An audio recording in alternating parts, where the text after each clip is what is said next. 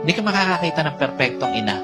Pero, pwede kang makatagpo ng napakarami, milyong-milyong mga bagay na mabuti sa isang ina. Gaya po nung aking nabanggit, hanggang sa huli, ang mag-i-stay sa tabi mo, yung nanay mo.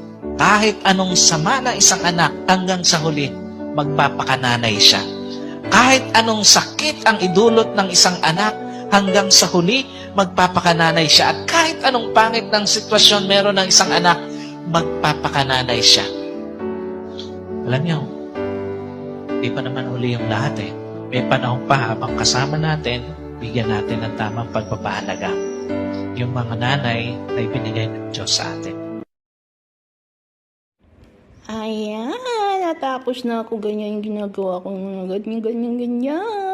Natapos na ako ngayong araw. Mas maagang gumawa, mas maagang natapos. Ayan. So, ayan, yung color paper, yung silver, tapos na akong gumawa. At saka itong aking gold, tapos na. So, ito yung kahapong ginawa namin ni Amo, mga basket, etc. whatever. Ayan, finish na. Bukas naman ulit. Napagod na.